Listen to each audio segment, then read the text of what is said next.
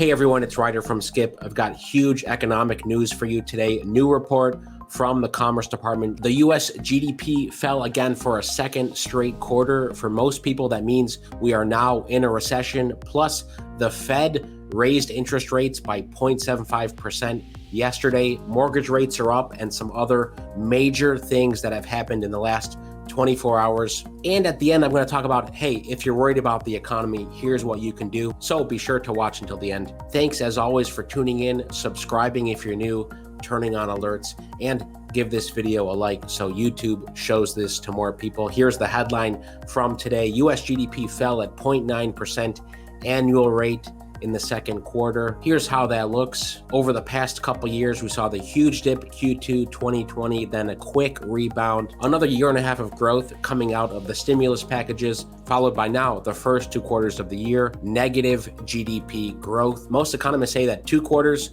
of negative GDP growth means we're in a recession. So before I unpack this and some of the other indicators we've seen, a quick note. First of all, we're doing YouTube lives 2 or 3 times a week now. So another reason to subscribe. Every Tuesday, we do a grants and funding roundup. Tuesday, 12 p.m. Pacific, 3 p.m. Eastern. And then every Wednesday, we do in-depth webinars with our team of experts. That's for members only. If you're interested in becoming a member, click the link below or go to helloskip.com/join. You choose premium, VIP, or platinum. Platinum, you get to talk with me. All of that has one-on-one support for your business. You can think of us as both your funding expert and business coach. So if you have a business or you don't and you're thinking about starting one, would love to get in touch. Those links are below. By the way, huge shout out to Cameron Crossman who just left this review. Skip is 100% real. I joined Skip after seeing an ad online. I suppose my computer was paying attention to my Google search history and knew I was having trouble dealing with the SBA.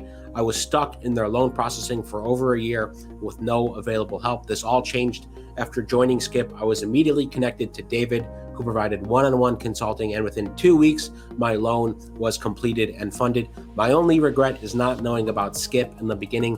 I give Skip and David my highest regard. They know how to get through the system. So wherever you're stuck, wherever you need help, we'll do our best to help you now and in the future. So that's if you want to grow and fund your business. And the reason that's so important now is because of what we're seeing in the economy. So here's another look at the quarterly US GDP level. Saw the huge dip in 2020 again, and now 2 quarters of negative growth. And this report today underscores the challenges facing US businesses. It's the first call out. US businesses are still struggling. Is there going to be more relief for US businesses? What's being talked about in Congress among policymakers? I'm not going to get into that today, but I'll talk about that in tomorrow's video. But anyway, businesses, households, policymakers are all worried about this. Includes high inflation, weakening consumer sentiment, and still supply chain volatility. All of these macro factors, including the ongoing war in Ukraine, are leading up to this. Consumer spending, which accounts for roughly 2/3 of total economic output, rose at a 1% annual rate in the second quarter. That's down 1.8% in the first quarter. So a couple more points I want to make. First of all, this recovery is following an unusual trajectory. What's that unusual trajectory? The strong job gains. Unemployment rate still held low at 3.6% for the past 4 months. Employers are continuing to hire at a strong pace. Yes, we've seen a lot of headlines about tech layoffs. I've talked about those. Shopify laid off 10% of its staff earlier this week. So there's a lot of tech layoffs, especially for companies who made aggressive hires over the past 2 years, banking on the continued tailwinds of the pandemic. Now they're having to make some cuts. So the labor market is still tight, but there's also this headline today: US jobless claims, aka unemployment claims, hold near the highest level of the year. This is a report that comes out weekly. So this is a proxy for layoffs. It's a little bit lower from the previous week. Here's how that looks in context. Obviously, April and May 2020, huge unemployment claims. I mean, unprecedented. That leveled off. It's gone down steadily. And if you want to look at 2022 this year, you can see we are dipping back up again compared to 2020. It's at a small scale, but around 250,000 jobless claims last week. So that's one trend I wanted to point out. The second one is on inventories, supply chain, specifically the pace at which companies restocked or could restock.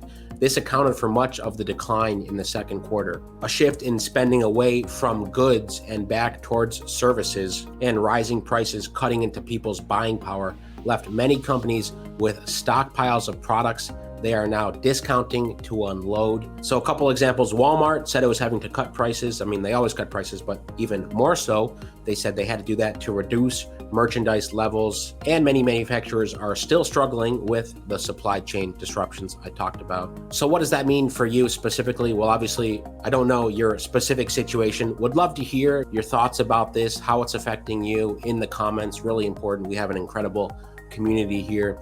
But an overall trend is that Americans still have relatively healthy balance sheets. So many people stockpiled over the past couple of years, from a lot of the government relief programs, stimulus checks, the business programs. Another reason why we always emphasize when I talk about grants, loans, there are still so many options out there, both private and public. If you want to continue to have a healthy balance sheet, you're curious about what exists out there that you can leverage to grow an existing business, start a new business, obviously, we'd love to talk with you. We've helped tens of thousands of folks directly get over $2 billion.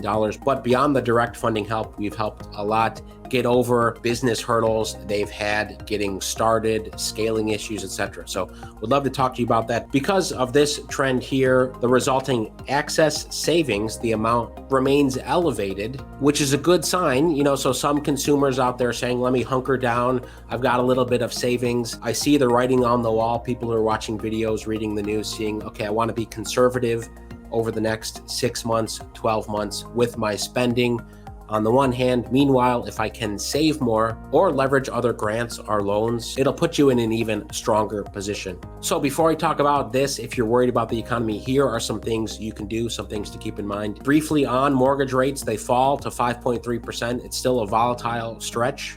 Rates dropped for the first time since early July. They're up significantly this year. Rates rising is another indication that recession concerns are impacting the U.S. housing market. The average rate on a 30-year fixed dropped to 5.3%. Here's how the interest rate chart looks over the past couple years.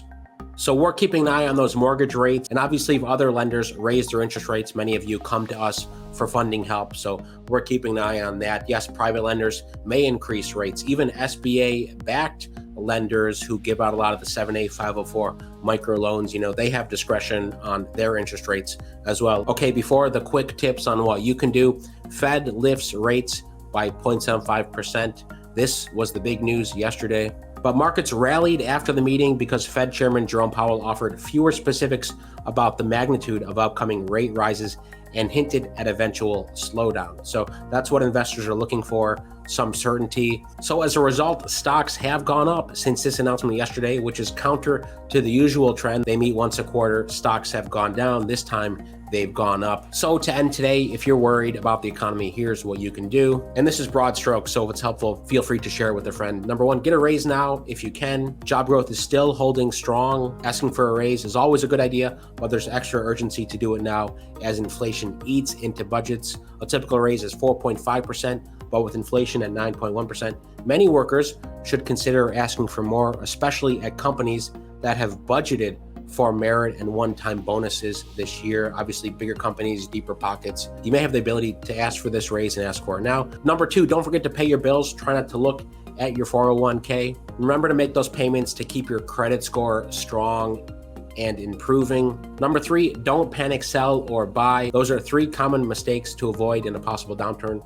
Avoid panic selling any investments. Resist the urge to go on a spending spree because you think prices have hit rock bottom. And this is not investment advice. I'm reading this from the Wall Street Journal, but keep those things in mind and don't drain your emergency fund. There's a rule of thumb around how much to have in savings, how much to have in investments. Make sure that's balanced. Number four, if you get laid off, tell everyone. Many job seekers have found that announcing their layoff news has led to new opportunities quickly.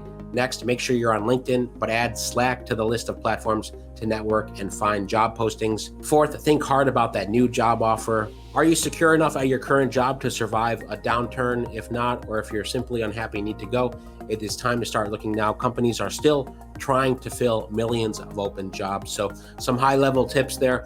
Thanks so much for tuning in and subscribing. Remember, we're doing multiple weekly YouTube lives every Tuesday here on grants and funding, every Wednesday for some of our members. You can become a member, helloskip.com/join. Again, thank you to Cameron for that awesome review. And thanks to everyone who's left positive reviews. reviews for Skip, not only on Trustpilot, but on the App Store and Google Play. Go to helloskip.com/join, or better yet, use the link right below in the description to become a member and get on a call with us in the next day or two. Most importantly, stay well, stay healthy, and I'll see you tomorrow.